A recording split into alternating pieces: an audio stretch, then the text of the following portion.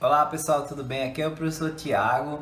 A gente vai fazer agora um aulão de revisão.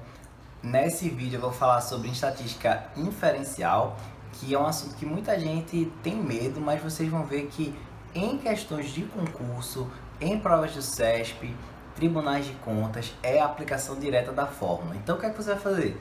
Você vai lá embaixo, tá aqui embaixo desse vídeo, você tem o meu formulário estatístico, que é onde eu coloco todas as fórmulas que você vai precisar para essa prova aí.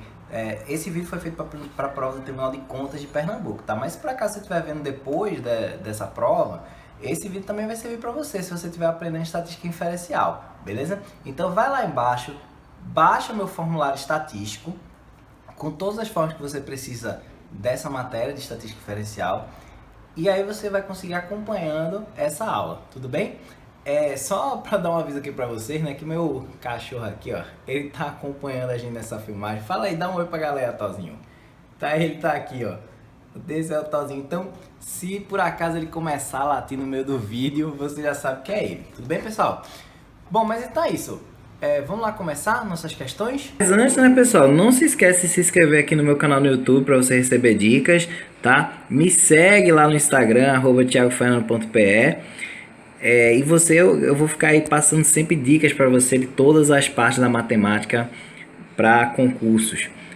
Então vamos começar, né? Vamos para a nossa primeira questão. Começando aqui, questão 28. Foi uma questão da ESAF, mas que tem tudo a ver com distribuição binomial, então a gente precisa saber fazer. Vamos lá, um determinado município, 70% da população é favorável a um certo projeto. Se uma amostra aleatória de 5 pessoas, né? 5 pessoas. Dessa população for selecionada, então a probabilidade de exatamente 3 serem favoráveis ao projeto é maior do que 30 ou menor do que 50%, né? Então, pessoal, o que é que a gente tem aqui? A gente tem uma probabilidade de sucesso de 70%, né, que é 0,70. A gente tem um universo amostral de 5 pessoas e nós queremos saber a probabilidade que x seja exatamente igual a 3, beleza? Então o que é que a gente tem que fazer? Vamos passar aqui para pegar aqui a caneta azul, passar aqui para a próxima tela.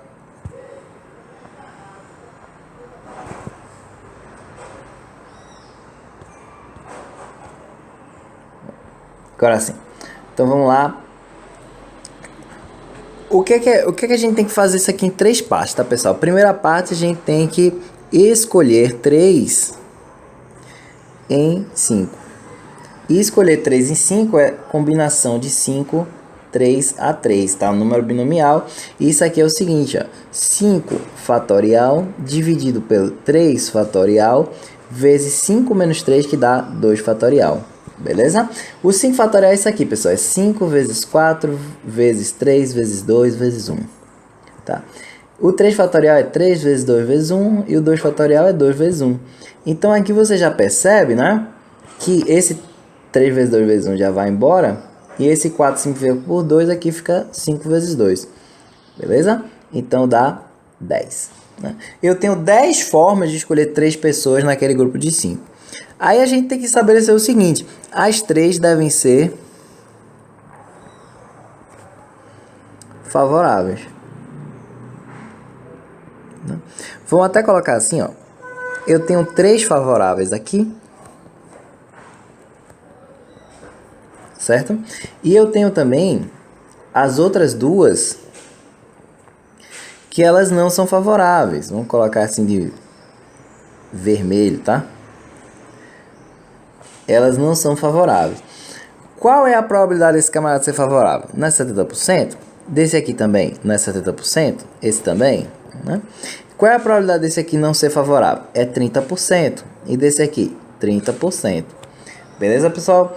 Então, o que é que a gente vai fazer? A gente vai multiplicar todo mundo. Vai multiplicar tudo.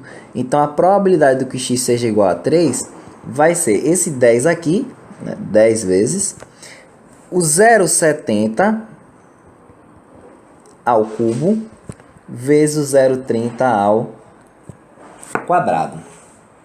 Beleza, pessoal? Então, fazendo aqui essa conta, né? O 0,70 ao cubo, deixa eu organizar aqui, Isso aqui vai ficar 10 vezes 0,70 ao cubo dá 0,343. E 0,80 ao quadrado dá 0,09. Tá? Então aqui vai ficar... Essa conta dá 0,387, que é igual a 30,87%. Tranquilo? Então voltando aqui, né? P de x igual a 3 é exatamente 30,87%. Portanto, pessoal, esse item aqui ele está certo. Beleza?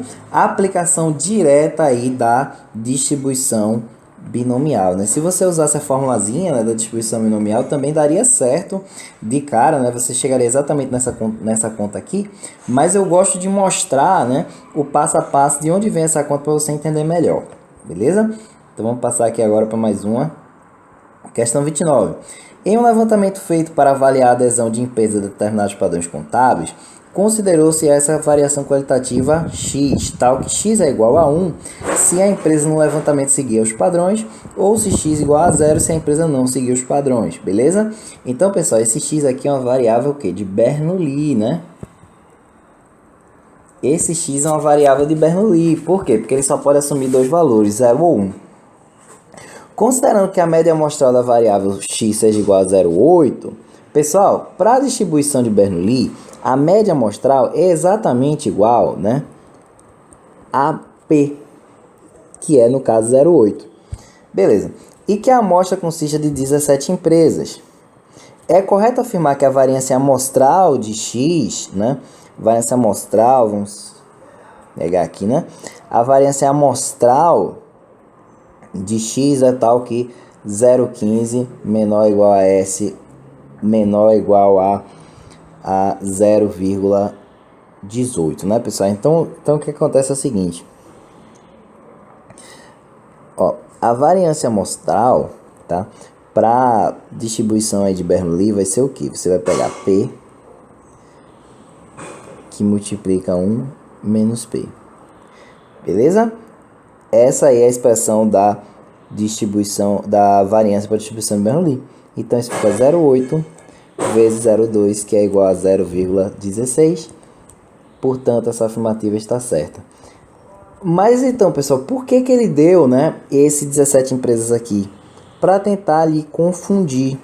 Porque esse aqui ele deu para ver se você confundia com esse caso, ó. Porque nesse caso, eu tenho uma distribuição binomial. E aqui nessa questão eu tenho uma distribuição de Bernoulli. Qual é a diferença? A diferença é que o x... Ó, o x é uma variável de Bernoulli porque ele só pode assumir valor 0 ou 1. Beleza? Agora, nessa questão 28, o x é o número de sucessos de uma distribuição de binomial. De Bernoulli, perdão. O que é uma distribuição de Bernoulli? A distribuição de Bernoulli é a pessoa ser favorável ou não ser favorável. E esse x aqui é o número de sucessos. O número de sucessos de uma distribuição de Bernoulli é uma distribuição binomial, beleza? Então, pessoal, toma cuidado que esse n aqui, tá, é o tamanho da amostra. É o tamanho da amostra. Ele serviria se eu estivesse falando da distribuição binomial. Qual seria a distribuição binomial aqui no caso? O número de empresas que atendem aos padrões. Isso aí sim seria uma distribuição binomial. Aí nesse caso eu teria que levar em conta esse 17, beleza? Então, ó, vamos, para a gente não confundir aqui, ó, Bernoulli. A gente vai ter que a média, ó, é o que? O próprio P, que é 0,8. Perdão, né? Eu estou generalizando aqui, tá? Deixa eu generalizar, né? Para Bernoulli, eu vou ter que a média é P, a variância é P que multiplica 1 menos P, tá? Para binomial, eu vou ter que a média é NP, a variância é NP 1 menos P. Agora, tome cuidado, tá, pessoal? Bernoulli, tá? Vai ser sucesso ou falha. É o caso da questão 29. Binomial vai ser o quê? Número de sucessos. Beleza? Então, não confunde isso aí na hora da prova, que isso é importante, tá? Se eu estiver falando de uma variável que é só sucesso ou falha, como é o caso dessa variável da questão 29, aí é Bernoulli. Se eu estiver contando o número de sucessos, como é o caso da questão 28, é binomial. Beleza, pessoal? Então, vamos continuar.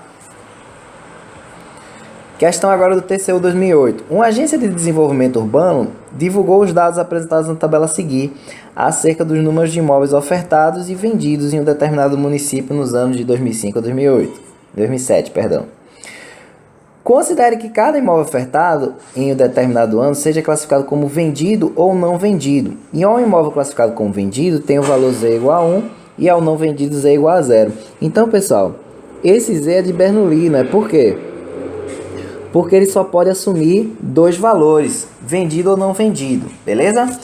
Supondo que as classificações dos imóveis como vendido ou não vendido em um dado ano possam ser consideradas como sendo realizações de uma amostra aleatória simples, isso aqui, pessoal, é preciosismo, tá? Mas vamos lá, julgue os itens a seguir. A variância de Z é superior a 0,20 e inferior a 1.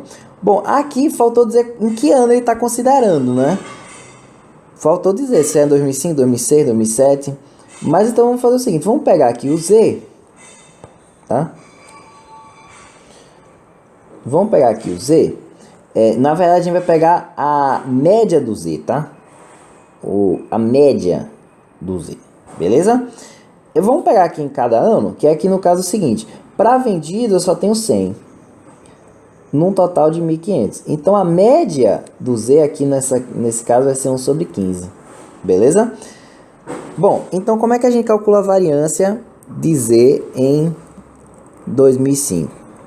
Vai ser como? P, 1 menos P. O P é exatamente a média, né? Então, é 1 sobre 15.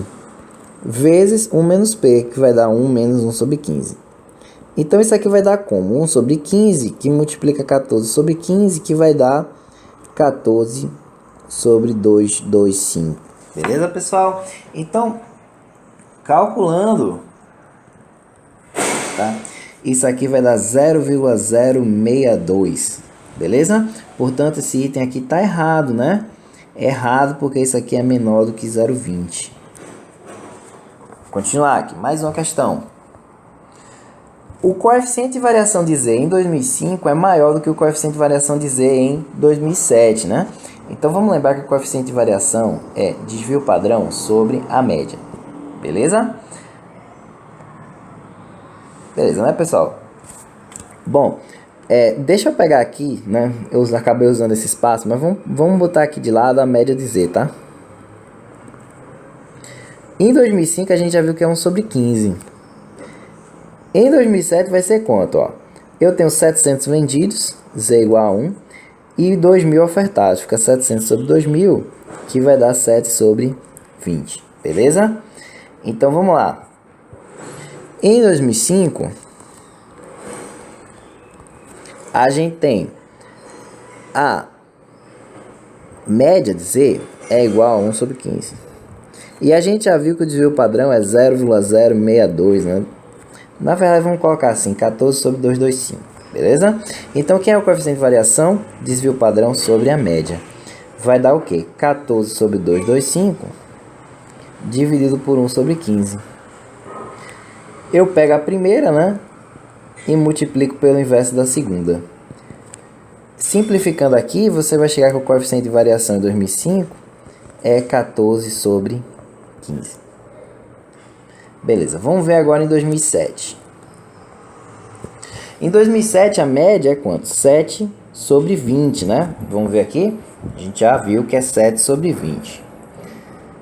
Como é que eu vou calcular o desvio padrão, hein, pessoal? Desvio padrão é P, 1 menos P. 7 sobre 20 vezes 1 menos P, deixa eu colocar já que é 13 sobre 20. Né? Perdão, né, pessoal? Aqui não é o desvio padrão, né? Aqui é a variância, né? O desvio padrão é a raiz da variância, né? Então, vamos lá. Esse desvio padrão vai dar o quê?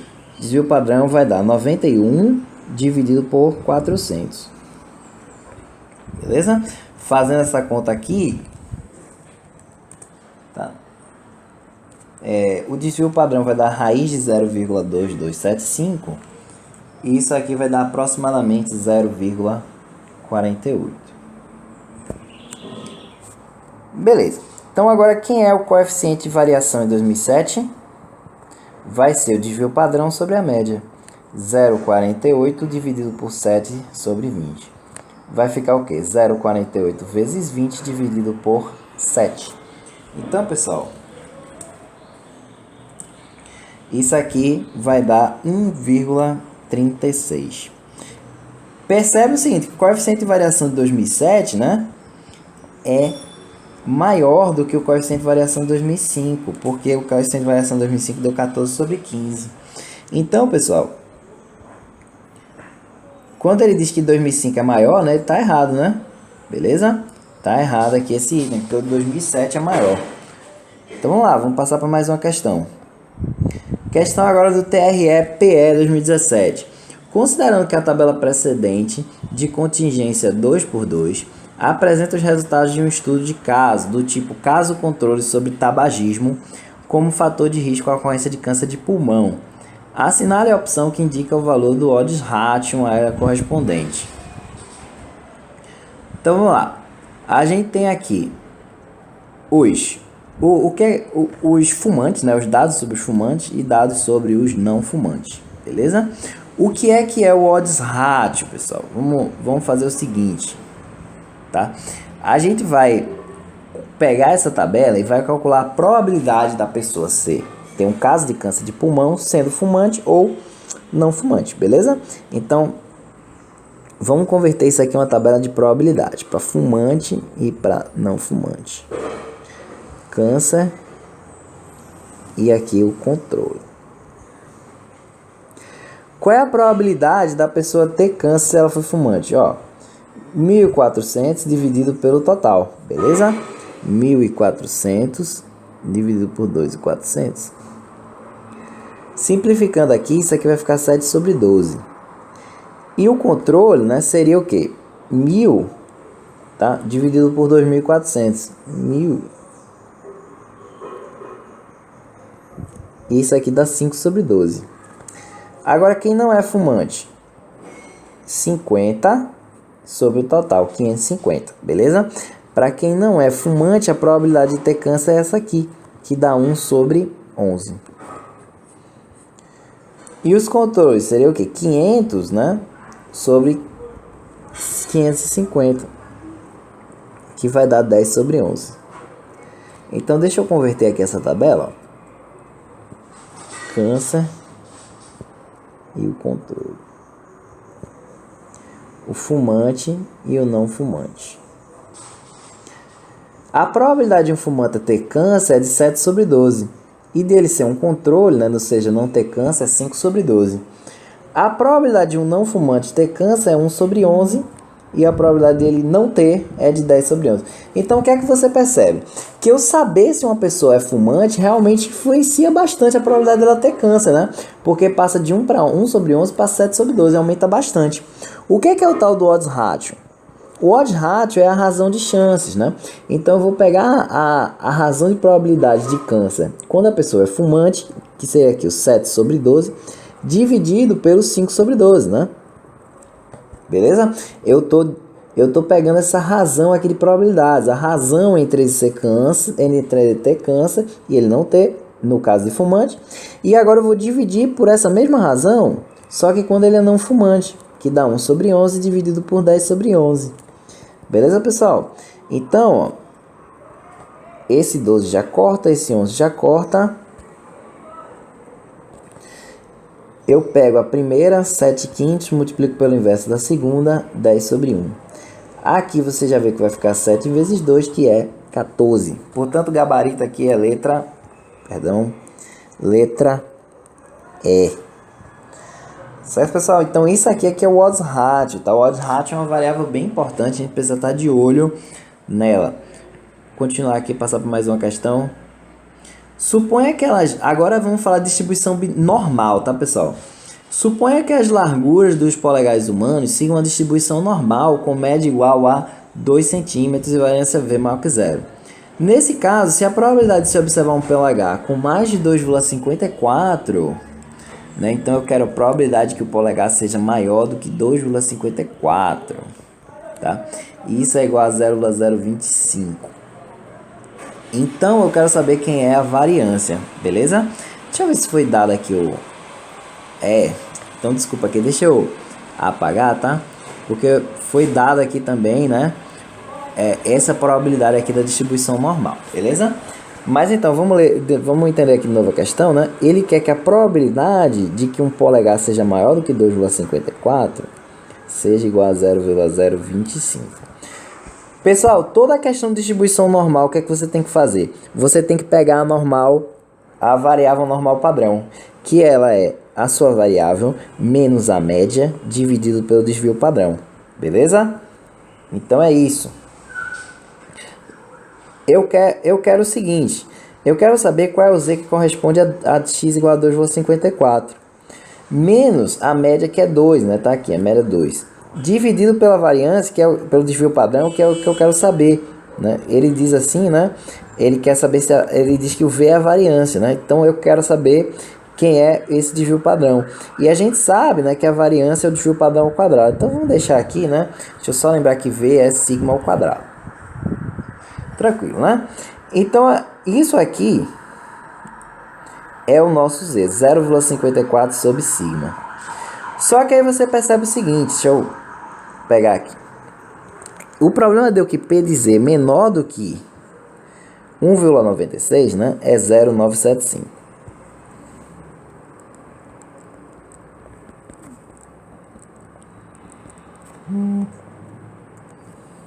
Então, se eu pegar aqui a distribuição normal, ficou um pouquinho fora, mas tudo bem. Aqui eu tenho 1,96. O que é que diz nosso problema? Que essa probabilidade aqui toda, tá? Isso aqui tudo é 0,975. Então, quanto é que vale esse pedaço verde? Esse pedaço verde é a diferença, né? 0,025, beleza? E você percebe que isso é a probabilidade de Z maior do que 1,96. Tranquilo? Beleza, né, pessoal? Então, o que é que acontece? Eu estou querendo dizer... Vamos voltar aqui. Que quando eu tenho P de x maior do que 2,54, esse x corresponde ao Z igual a 1,96. Beleza? Então, Z é igual a 1,96 para x igual a 2,54. Como é que é a relação mesmo do Z e do x? Z é x menos μ sobre desvio padrão, né? A gente já calculou que isso aqui é 0,54 sobre sigma igual a 1,96. Então, quem é o desvio padrão? 0,54 dividido por 1,96. Isso aqui vai dar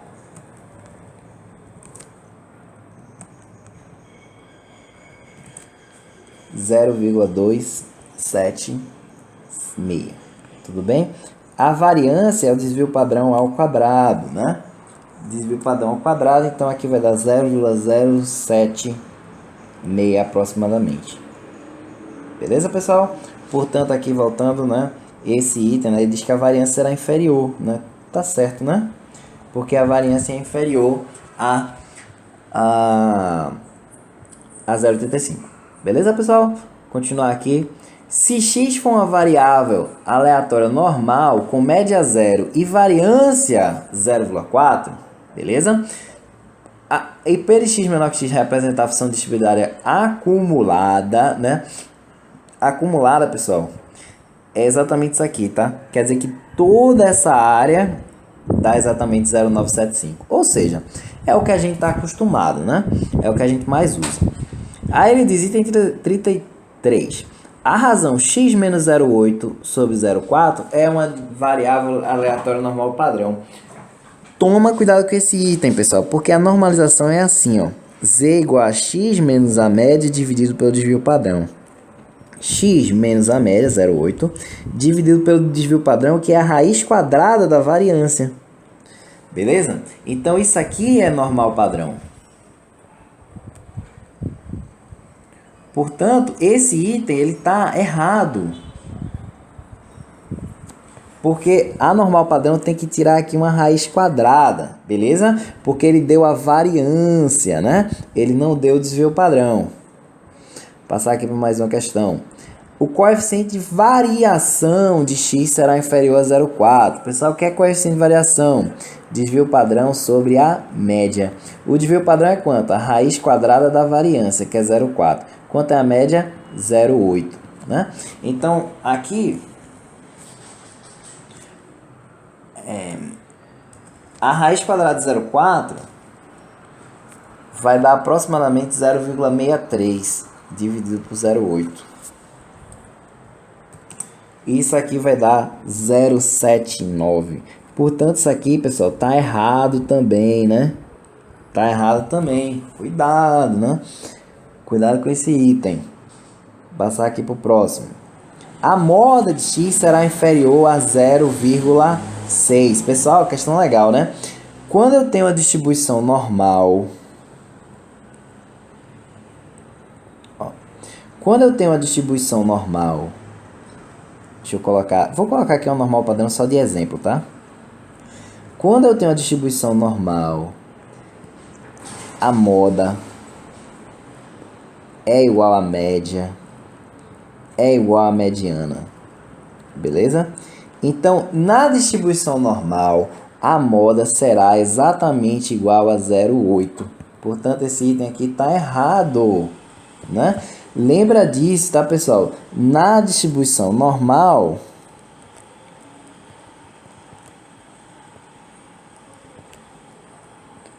a média é igual à moda e a média, a moda e a mediana são iguais.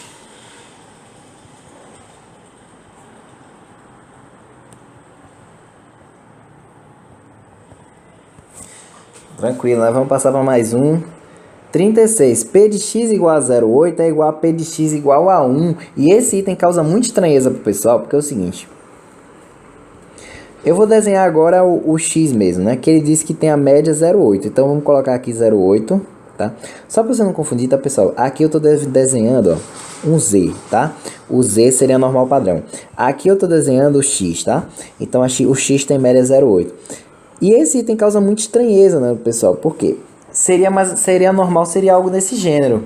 E o que ele está dizendo é que a probabilidade da moda, né, que é exatamente 0,8, ele é igual à probabilidade aqui do 0,1. Beleza? E isso aqui, pessoal, tá certo. Tá? Por incrível que pareça, tá certo, porque ambas as probabilidades são iguais a 0. Por incrível que pareça. Por quê? Porque na normal eu não posso calcular a probabilidade de um único ponto, que a probabilidade de um único ponto é a área de uma linha, né? A área de uma linha reta sempre vai ser 0. Na normal, pessoal, preste atenção, eu calculo probabilidade de intervalos. Beleza? Probabilidade de intervalos. Ó. Probabilidade de intervalo. A probabilidade de um intervalo vai ser exatamente a área desse gráfico, que a gente não aprende a calcular aqui nesse curso, tá? Mas é a área desse espaço aqui, tá? Essa é a probabilidade do intervalo. Beleza? Agora, quando eu tenho a probabilidade em um ponto só, tá? Eu vou ter que a área é nula. A probabilidade do intervalo é a área, né? Beleza? E a área em um único ponto é nula, né? Porque é só isso aqui, ó. Essa área aqui é 0, beleza? Para falar de uma probabilidade, eu teria que ter, né?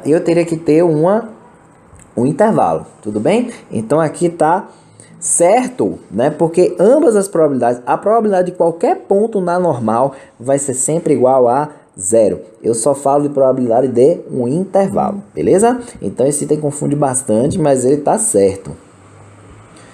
Aí ele diz, probabilidade de x menor que 0,7 é menor do que a probabilidade de x igual a 0,9. Vamos normalizar, pessoal?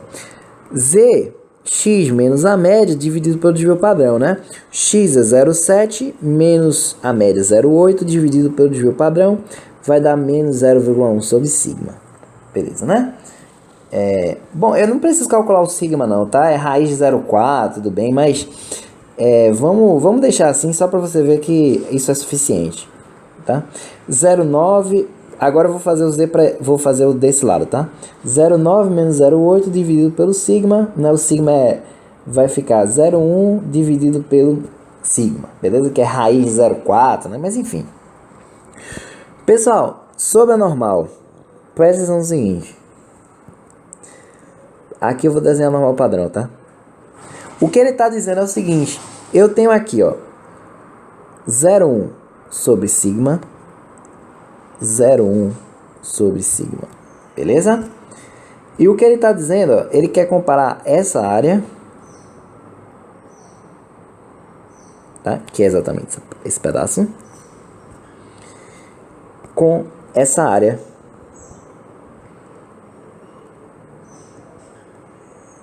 que é exatamente esse pedaço.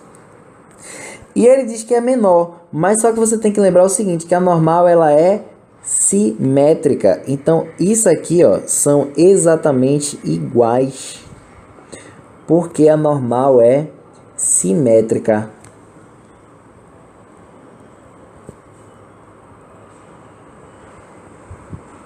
Beleza, pessoal? Então aqui quando diz que é menor, não, tá? É igual, tá? Então esse item aqui tá errado. Vamos continuar. Questão 38. Questão agora do TCE Paraná. A variável aleatória y segue uma distribuição normal com média 10 e desvio padrão 20. Sendo P de z menor que 1 igual a 0,84, em que z representa o normal padrão, calcule a probabilidade de módulo de y menor do que 10. Pessoal, mais uma questão que confunde, né? Porque quando eu digo P de módulo de y menor ou igual a 10, eu vou dizer que isso aqui é P de menos 10 menor ou igual a y menor ou igual a 10. Beleza? Isso aí é a função modular, tá? Só para você entender. Se eu tenho aqui o zero, quando eu tenho módulo, quer dizer que eu tenho 10 para um lado, 10 para o outro. É todo mundo aqui.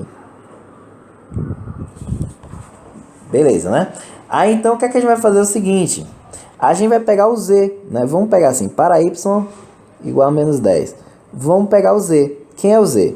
Menos 10, menos a média, que é 10, dividido pelo desvio padrão, que é 20.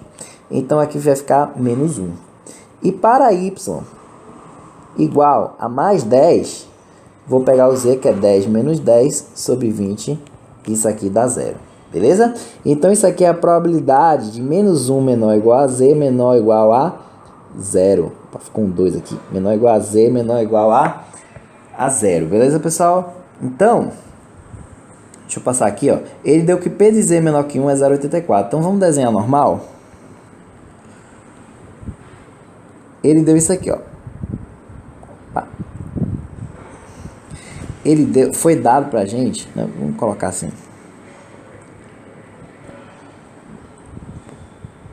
Vou colocar aqui, ó. Foi dado pra gente isso aqui, ó. Que essa probabilidade toda é 0,84. Beleza? Mas o que é que a gente quer? Deixa eu pegar aqui em verde. A gente quer que o z esteja entre menos 1 e 0. Então a gente quer isso aqui.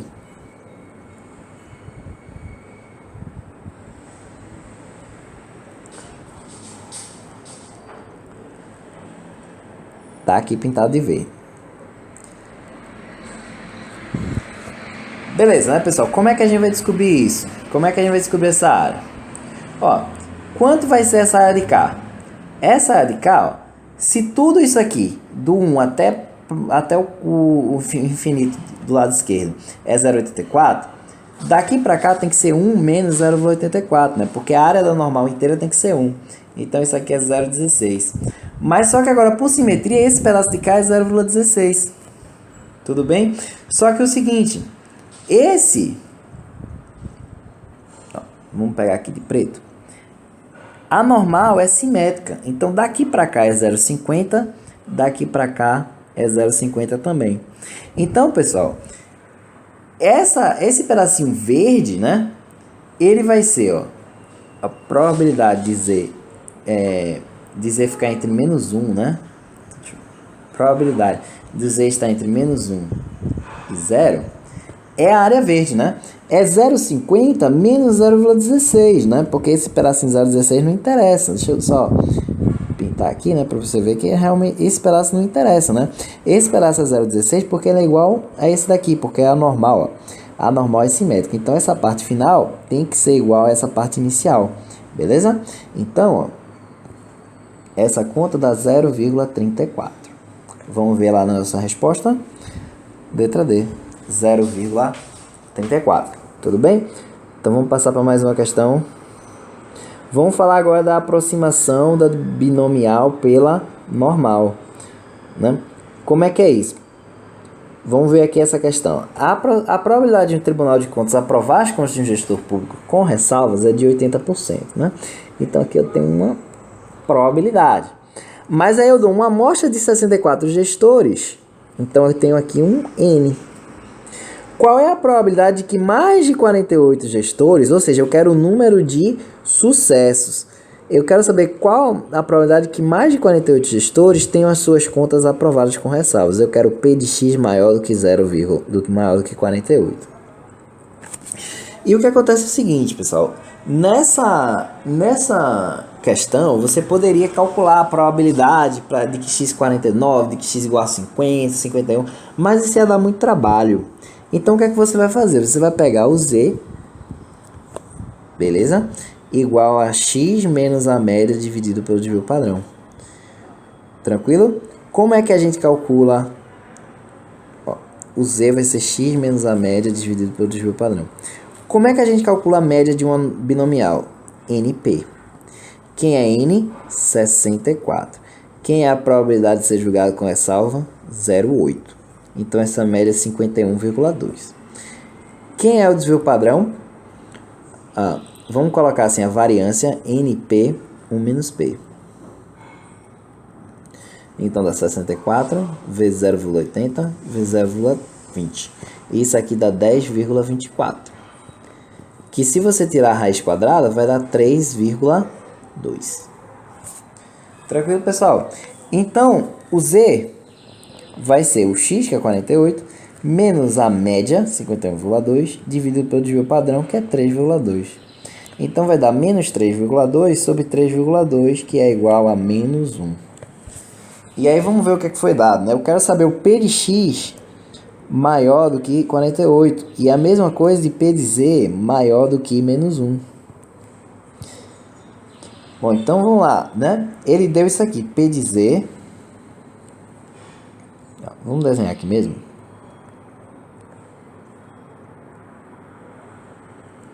Ele deu P de Z menor do que 1. Então, foi dado isso aqui, ó. Isso aqui é 0,84. Aí, a gente já sabe que esse pedaço, né? Se tudo é 1, esse pedaço é 0,16. Só que o que é que interessa pra gente? Deixa eu colocar aqui em verde. Eu quero que o Z seja menor do que menos 1. Não, ele seja maior, né? Maior do que menos 1. Então, eu quero isso aqui, ó. Tudo isso. Beleza? Só que é o seguinte.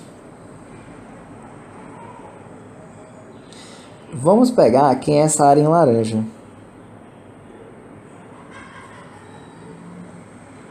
Essa área em laranja, pessoal, ela tem que ser exatamente igual a essa área aqui em laranja também.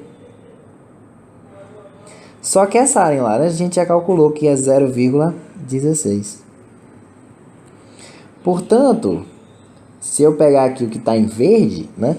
Z maior do que menos 1, vai ficar isso tudo, né? Inclui o laranja, tá, pessoal? O verde também inclui o laranja.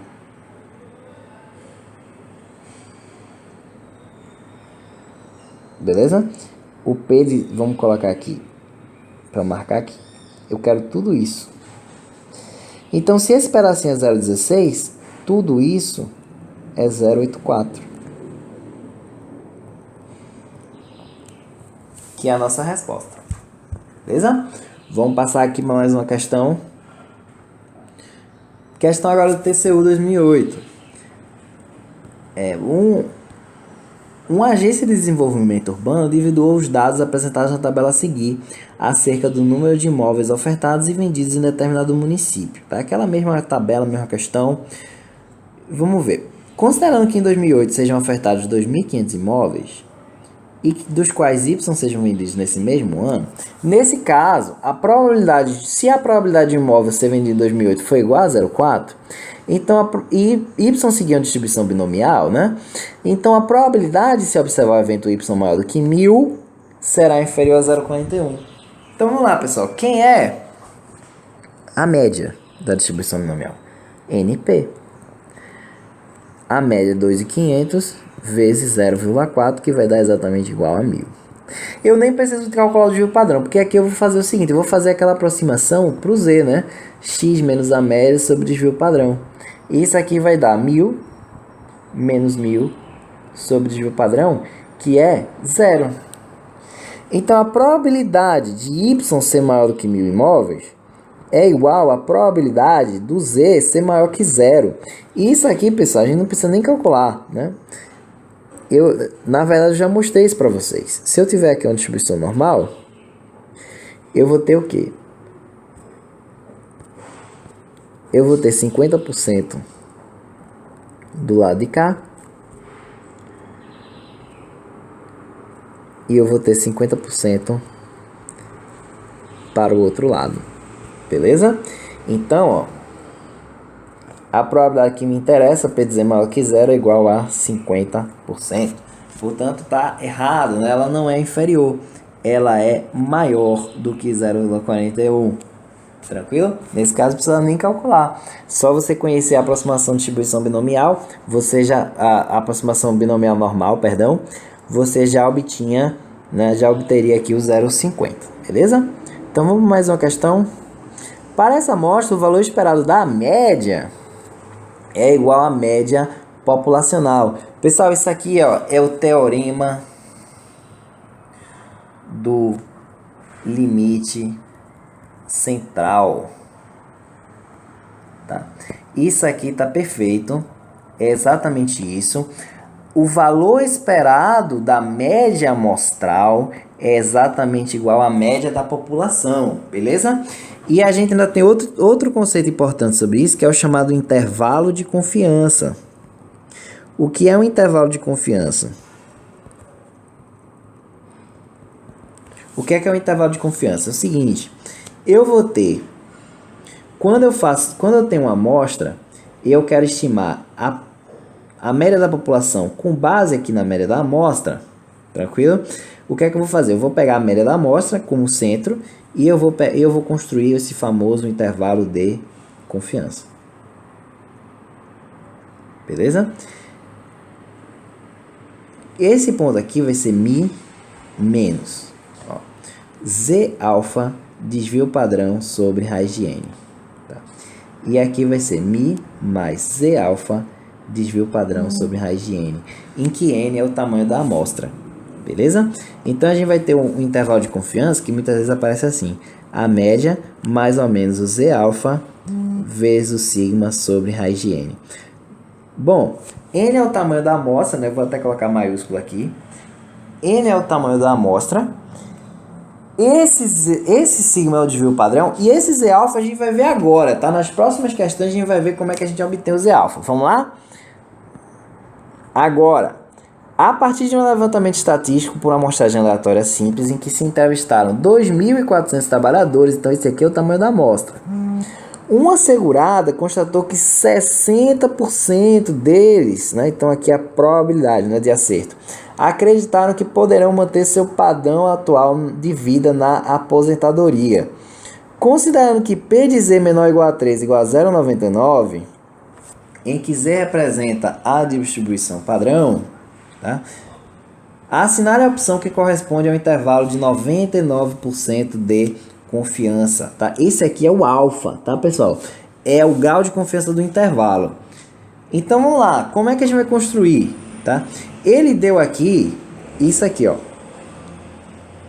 P de módulo de Z menor do que 3. Ou seja, se eu pegar aqui o menos 3, pegar aqui do outro lado 3, o que é que foi que ele disse?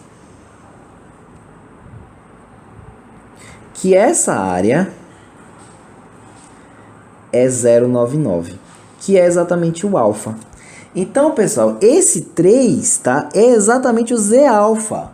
O Z alfa é o número, tá, que se eu pegar a área de que P de Z menor, P de módulo de Z, tá, menor ou igual a Z alfa, vai dar exatamente o próprio alfa.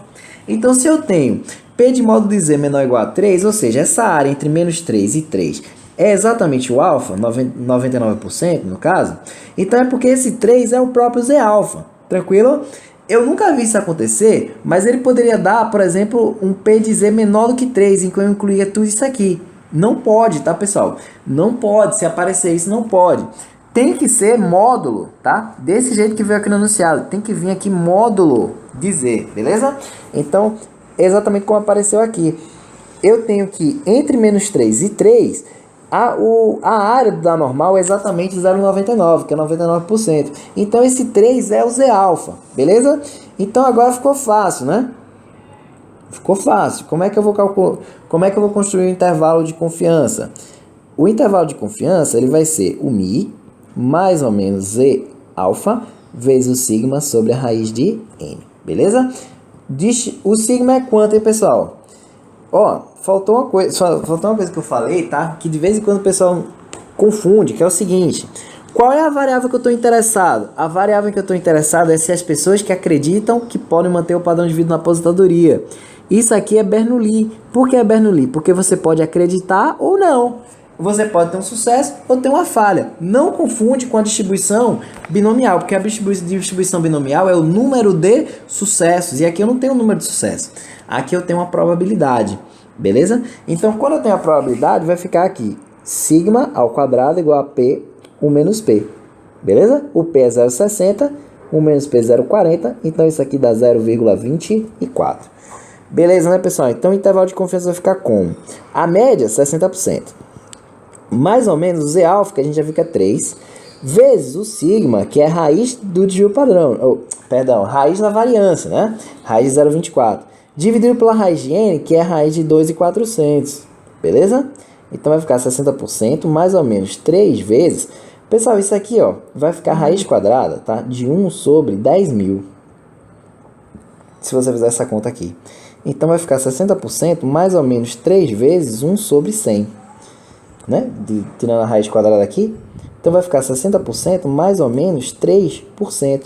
Que é exatamente a letra C, beleza? Letra C, 60%, mais ou menos 3%. Vamos continuar? Questão agora do TCU, tá? Fala sobre estimativa de máxima verossimilhança. Vamos ver. Considerando que uma amostra aleatória simples tenha sido retirada de uma função de distribuição x, cuja função de probabilidade é definida como isso. E isso aqui, pessoal, de cara, quando você olhar, você tem que lembrar que isso aqui é uma distribuição binomial. Beleza? Sendo P o parâmetro desconhecido e que os valores observados na amostra tenham sido 0, 4, 6 e 2, julgue o item a seguir. A estimativa de máxima verossimilhança para a variância populacional é igual a 2,1. Pessoal, estimador de máxima verossimilhança é bem simples. O que é que você vai fazer? Você vai pegar isso aqui, essa amostra, e vai dizer que ela é a mais provável de ser obtida. Então, o que é que a gente vai dizer? A gente vai dizer que a média é exatamente a média daquela amostra. E a média daquela amostra é 0 mais 4 mais 6 mais 2 dividido por 4. Então, isso aqui vai ficar 6, 12 dividido por 4, que é igual, né, a 3. Beleza? Então, a gente vai dizer que a média da minha distribuição binomial é exatamente a média disso aqui, que é 3. E a média de uma distribuição binomial é NP. N, né, foi quanto? 10, né? N é 10, tá aqui. 10P é igual a 3. Portanto, P é 3 sobre 10, que é 0,3. Como é que a gente faz a variância agora, né? Variância é de uma distribuição binomial, é NP 1 menos P. N é 10, P 1 menos P. Isso aqui vai dar exatamente 2,1. Portanto, esse item está certo. Beleza, pessoal? Mais uma vez, nessa questão você tem que tomar cuidado, tá? Tem que tomar cuidado porque aqui é uma distribuição binomial, né? E aí a estimativa de máxima verossimilhança ela é bem simples. Na estimativa de máxima verossimilhança, você vai considerar que a média é exatamente a média da população é exatamente a média dessa amostra, beleza? Então, assim que você consegue resolver qualquer questão. Vamos continuar? Por meio de uma pesquisa, estimou-se que em uma população o percentual P de famílias endividadas era 57%. Esse resultado foi observado com base em uma amostra aleatória de 600 famílias.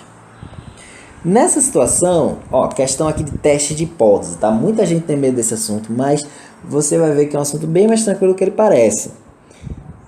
Hipótese nula, P maior que 60%. E a hipótese alternativa é P menor do que 60%. Deixa eu só colocar aqui, eu tenho 60%, né? 0,60. Aí o que ele chama de hipótese nula? A hipótese nula é exatamente isso aqui. A hipótese nula é a hipótese que eu quero testar. E a hipótese alternativa seria quando a hipótese nula falha. Beleza? Aqui, pessoal, a gente vai dizer que esse teste ele é unilateral, tá? À esquerda. Por quê? Porque a hipótese alternativa, que é o H1, ela tá à esquerda da hipótese nula. Tranquilo? Então, vamos lá. Sabendo que o teste se baseia na aproximação normal, né, assinale a opção correta a respeito desse teste de hipótese, né, que na verdade eu transformei em itens de VOF. O erro do tipo 2 representa a probabilidade de se rejeitar a hipótese nula, uma vez que na realidade P igual a 60%.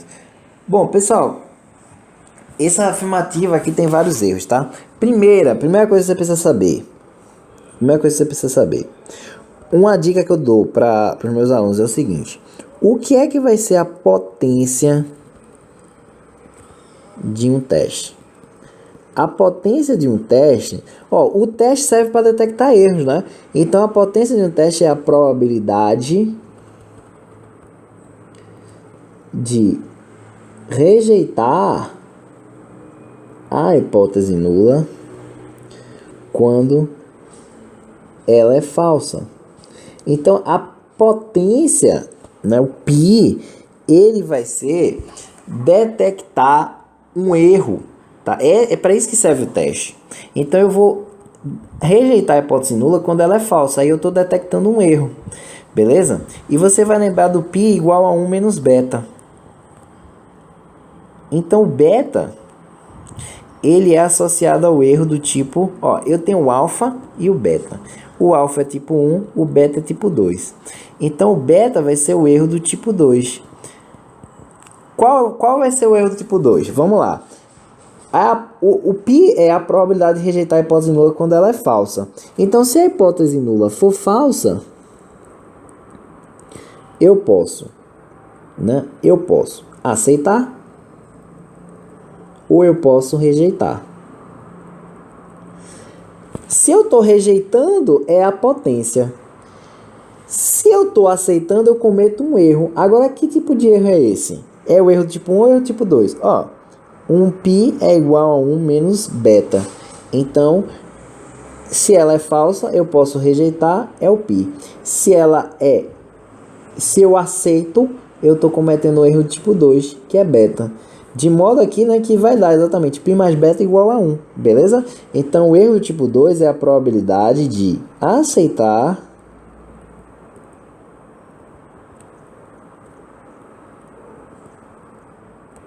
H0 quando H0 é verdadeiro. Então, aqui tem vários erros, tá, pessoal? Primeiro, é que o erro tipo 2 não é a probabilidade de rejeitar a hipótese nula, é a probabilidade de aceitar. É a probabilidade de aceitar quando H0 é falsa, né? Porque é um erro, tá? É um erro. O erro do tipo 2 é um erro. Beleza? É o erro de aceitar a hipótese nula quando H0 é falsa. Então, o erro do tipo 2 é a probabilidade de aceitar a hipótese nula, uma vez que na realidade ela é falsa. Só que para a hipótese nula ser falsa, eu não tenho P igual a 60%. Vamos ver aqui. Quem é a hipótese alternativa? Eu tenho P menor do que 60%, beleza? Então aqui deveria ser menor também. Então isso aqui está errado. Tranquilo. Vamos passar para o próximo. Item 46. Com um nível de significância igual alfa igual a 2,3%, pessoal, esse nível de significância alfa, ele é a probabilidade do erro do tipo 1. Ó, quem é esse erro? Vamos lá. O erro do tipo 2, ele é o quê? Tipo 2 é aceitar H0 quando H0 é falso. Você vai lembrar como? H0 é falso, eu posso aceitar ou rejeitar. Se eu rejeitar é potência, se eu aceitar é o erro do tipo 2, porque π é igual a 1 menos beta. O erro do tipo 1 é o erro contrário. É o erro, ó, de você... Ó, o erro tipo 2 é aceitar o que é falso. O erro tipo 1 vai ser rejeitar o que é verdadeiro. Então, ele rejeita H0 quando H0 é verdadeiro. E eu tenho uma regra que é o seguinte: se o alfa for maior ou igual ao valor P, eu vou rejeitar a hipótese nula. Tranquilo, pessoal? Essa é a regra de decisão. Se o alfa for maior ou igual ao valor P, eu vou rejeitar a hipótese nula. E como é que eu vou calcular o valor P? Ele diz o seguinte: a regra de decisão do teste é rejeitar a hipótese nula caso o percentual de famílias seja inferior a 56%. Então, pessoal, o que é que eu vou fazer? Eu vou calcular qual é a probabilidade que o x seja menor do que 0,56%. E para isso, eu vou pegar o z, que é x menos a média dividido pelo desvio padrão. Só que eu tenho que supor, né, que a hipótese nula é verdadeira. E quem é a hipótese nula mesmo? Vamos lá, tá aqui, ó. A hipótese nula está aqui em verde. A hipótese nula é que P seja maior que 60%. Então, o que eu vou fazer? Eu vou pegar esse marco aqui, ó, de 60%, tá? Vou pegar esse marco aqui. Então, vamos lá. Eu vou supor, né, que a média seja exatamente os 60%. Tranquilo? Agora, esse desvio padrão, pessoal, só tomar cuidado que esse desvio padrão é o desvio padrão que eu tenho que calcular pelo teorema do limite central, né? Então, quando eu tenho esse desvio padrão, na verdade, o desvio padrão é dividido pela raiz da amostra. Beleza? Ó, se a probabilidade é 60%, quem é o desvio padrão? P1 menos P. 0,60 vezes 0,40, que vai dar 0,24. Né? Isso aqui é a variância, perdão, né? O desvio padrão é raiz de 0,24. Ó, tamanho da amostra, vamos ver? Tamanho da amostra foram 600, né? Esse aqui é o tamanho da amostra, 600 famílias. Então, vamos lá. Dividido pela raiz quadrada de 600. 0,56 menos 0,60 dá menos 0,04. E aqui vai dar a raiz quadrada de 0,24 dividido por 600. Então, isso aqui dá menos 0,04 dividido por raiz quadrada, tá, de 4 sobre 10.000. Então, isso aqui dá menos 0,04 dividido... Perdão, né? Menos 0,04 dividido... Essa raiz dá 0,02. Então, isso aqui dá menos 2. Tranquilo? Deixa eu ver se eu deixei um... Eu nem deixei, né? Mas vamos lá. Deixa eu extrapolar aqui um pouquinho, né? Esse aqui não vai precisar muito não, tá? Então, P de x... Aqui, P de x menor que 0,56, né? Isso aqui corresponde a z menos 2. Então, P de x menor que 0,56 é igual a P de z menor do que menos 2. Bom, pessoal, eu acho que eu esqueci, né, de dar para vocês, né? Deixa eu colocar aqui o dado. Que o P de z menor do que 2 é 0,9, né? Deixa eu ver, Deixa eu ver aqui rapidinho. Pronto, achei, né? 0,977. Opa, perdão. Então é o seguinte. Se eu tenho P de Z menor que 2, é 0,977. Tá? Eu quero o P de Z menor do que menos 2. Quero essa área aqui, verde. Beleza? Eu quero essa área verde. Agora é o seguinte. Como é que eu vou calcular essa área verde? Ela vai ser simétrica com essa área vermelha. Agora, se tudo isso foi 0,977, esse pedaço vai ser quanto? 1 menos 0,977, que vai dar 0,023, que é 2,3%. Beleza, pessoal? Então, o que é que eu vou ter? Que esse, voltando aqui, né? Que essa probabilidade, no final das contas, quando eu calculei, deu exatamente 0,023. Tranquilo? Então, o que é que acontece, hein, pessoal? Nesse caso, eu vou ter que isso é igual ao alfa. Então, se o alfa é igual ao valor P, eu estou rejeitando. Beleza? Então, isso aqui está certo. Eu estou rejeitando, né? Se o alfa é igual ao valor P, eu rejeito a hipótese nula. Tranquilo? Vamos passar aqui para esse item. Trata-se de um teste unilateral à direita, né? Então, acho que eu já respondi isso aqui. Eu mostrei que é um teste unilateral à esquerda, porque a hipótese nula está à esquerda da hipótese alternativa. Tranquilo? Então, aqui, esse item 47, ele está, né, errado.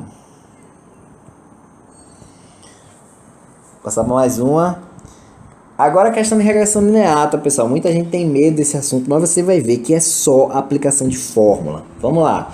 Uma regressão linear simples expressa por y igual a mais bx mais z. Bom, enfim, aqui o CESP enrolou muito, né? Esse V desse jeito, ele colocou o E, que o termo E, nem colocou uma aspa aqui, né? Mas enfim. O fato é que ele quer uma questão de regressão linear. Vamos lá. Corresponde ao erro aleatório da regressão e os parâmetros A e B são desconhecidos e devem ser estimados por uma amostra disponível, né? Então ele está falando de uma regressão linear. Assumindo que a variável x não é correlacionada com o erro, julguem o item subconsecutivo. Pessoal, quando eu tenho, vamos ver, para uma amostra de tamanho n igual a 25, em que a covariância amostral seja 20, a variância amostral para a variável y seja 4 e a variância amostral para a variável x seja 5, a estimativa via mínimos quadrados para o coeficiente b será igual a 5. Pessoal, quando eu tenho y igual a mais bx mais um erro, eu tenho uma reta comum. E nesse caso, o coeficiente b ele é a covariância dividido pela variância da variável x, tá? Beleza? Dessa variável aqui. Tranquilo? Então, vamos lá. A covariância é 20, dividido pela variância de x, que é 5, vai dar 4. Portanto, isso aqui está errado. Beleza? Passar aqui para o próximo. A variável y é uma variável explicativa e a variável x é a dependente. Pessoal, eu tenho y igual a a mais bx mais um erro. O que acontece é que eu estou escrevendo y em função de x. Então, para que serve isso? Que a variável x ela é a variável explicativa. Tá? A variável x, o y, eu estou tentando explicar o comportamento de y por meio da observação de x. Então, y é a variável explicativa, é a variável regressora, tá bom? É a variável preditiva. Por quê? Porque ela serve para prever o comportamento de y. E o y é a variável dependente. Beleza? Então aqui, pessoal, tá errado também porque tá trocado, né? Y é a variável dependente, x é a variável explicativa, regressora, preditiva. Beleza? Então tá errado. Item 50. Se as estimativas via mínimos quadrados ordinários para o parâmetro A seja 2,5 e B seja 3,5, nessa situação, assumindo que x é 4, o valor predito para y será, pessoal, vamos lá, y igual a mais bx, tá? O valor predito, y igual a mais bx. Não vamos confundir com isso aqui, ó. O y A mais BX mais o erro, tá? Então, o que é isso? Esse pedacinho aqui é a estimativa. E esse epsilon aqui, ele é o erro. Beleza? Então, vamos lá.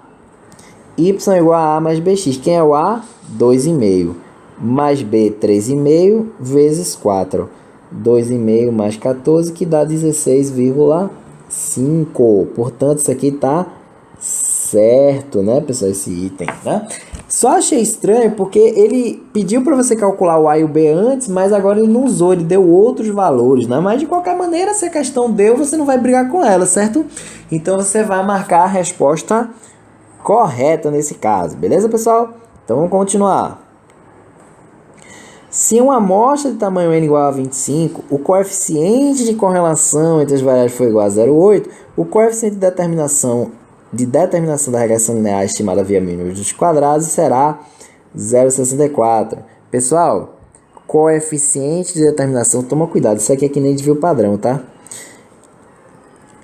Ó, tem essa formulazinha aqui. O coeficiente de determinação,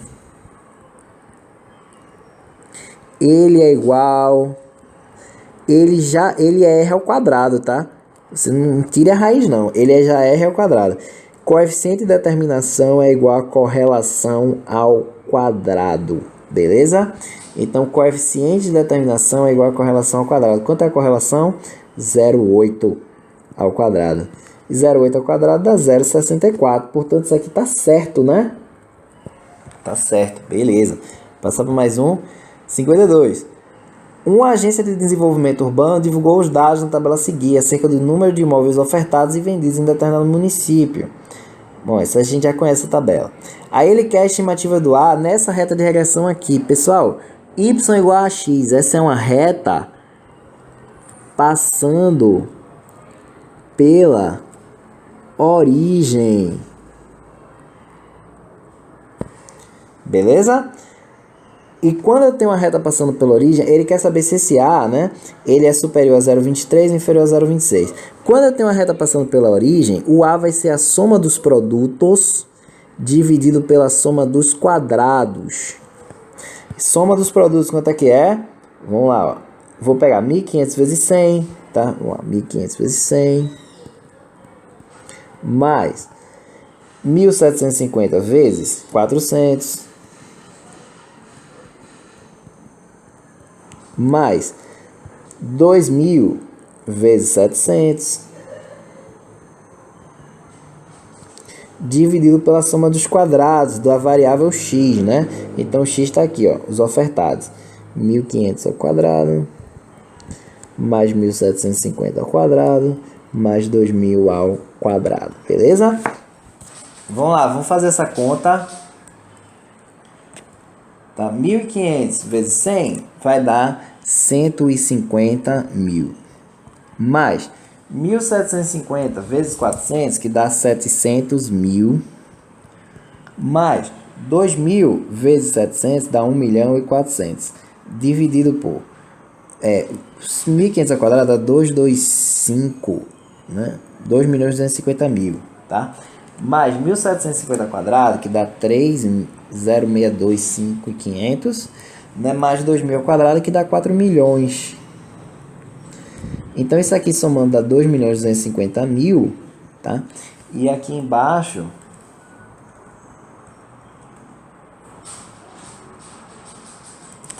dá 9.312.500, beleza? Então, essa conta aqui, né? Ela vai dar aproximadamente 0,24. Portanto, tá certo. Tá? Beleza? Tá certo esse item. Vamos passar para mais um. Agora a questão de regressão de análise de séries temporais. Uma empresa publicou um relatório acerca das previsões de sua receita operacional nos próximos meses. Essas previsões foram obtidas com base em um modelo estacionário de séries temporais, dessa forma aqui, xt igual a 2 mais 0,5 xt menos 1 mais AT, em que xt representa a receita operacional no mês T, AT é um ruído branco que possui média nula, isso aqui tem que ser mesmo, e a variância igual a 3, beleza? Então vamos lá, a partir dessas informações, o processo apresentado é um processo autorregressivo de primeira ordem. Vamos separar. Autorregressivo de primeira ordem. Vamos lá. xt igual a 2 mais 0,5 xt menos 1 mais AT. Isso aqui é autorregressivo por quê? Porque a variável x está sendo expressa em função de suas observações anteriores. Agora, quantas observações eu tenho anteriores? Uma, né? Porque é só o xt menos 1. Então, por isso ele é um autorregressivo de primeira ordem.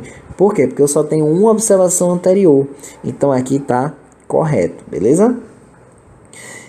Agora, eu quero saber, a média é 4 e o desvio padrão é 2. Pessoal, vamos lá. xt é 2 mais 0,5 xt menos 1 mais o AT. Eu quero a média e o desvio padrão. Como é que eu vou fazer? Eu vou passar a média aqui. Vamos passar a média.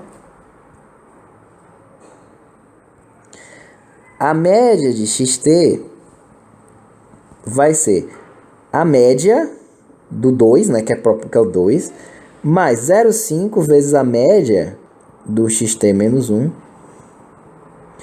mais a média do ruído. Beleza? A média de xt é a média da sua variável x, que eu vou chamar de mi. É igual a 2 mais 0,5. Pessoal, xt menos 1 também é a variável x, então a média dele também é mi. Isso aqui é uma coisa importante você entender, né? Que o xt e o xt menos 1 eles se referem à mesma variável, então eles têm a mesma média. E a média do ruído é 0. Então vai ficar mi menos meio mi, que é igual a meio mi, tá? Isso aqui é igual a 2. Então a média, né? A média é exatamente igual a 4. Deixa eu ver se eu botei aqui uma tela em branco. Não coloquei, não. A média é igual a 4, beleza? Pessoal, deixa eu apagar aqui porque ficou pouco espaço para calcular a variância.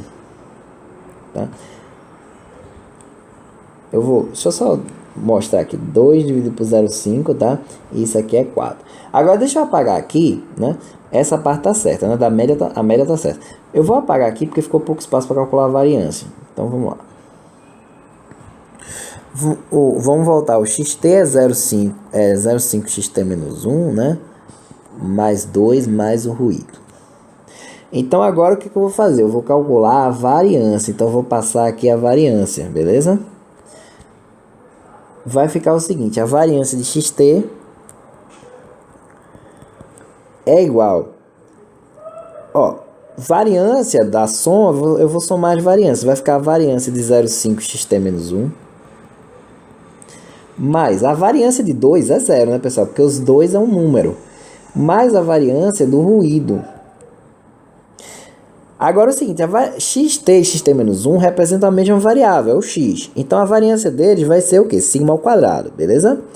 Só que quando eu tenho variância de 0,5, né, vezes xt menos 1, esse 0,5, você vai ter que lembrar da propriedade da variância. Esse 0,5 aqui sai ao quadrado. Então aqui vai ficar como? 0,5 ao quadrado vezes a variância ao quadrado. Mais 0, mais a variância do ruído, que é 3. Então aqui vai ficar o quê? Sigma ao quadrado igual a 0,25 sigma ao quadrado mais 3. Vai ficar aqui. Vamos colocar aqui em cima, tá? Sigma ao quadrado menos 0,25 sigma ao quadrado é igual a 3. 0,75 sigma ao quadrado é igual a 3. 0,75, né, pessoal? É 3 quartos. Some aqui. Fica que sigma ao quadrado é igual a 4, portanto, sigma é a raiz quadrada de 4, que é igual a 2. Perdão, que é igual a 2, beleza? Então, pessoal, o desvio padrão realmente é 2, portanto, tá tudo certo, né? Tranquilo? Então, pessoal, com isso a gente encerra aqui nosso aula de revisão de estatística inferencial. Espero que tenha ajudado muito vocês. E não se esquece de me seguir aqui no YouTube, se inscrever no meu canal, né? Também não esquece de me seguir lá no Instagram. E até a nossa próxima transmissão. Até mais, pessoal.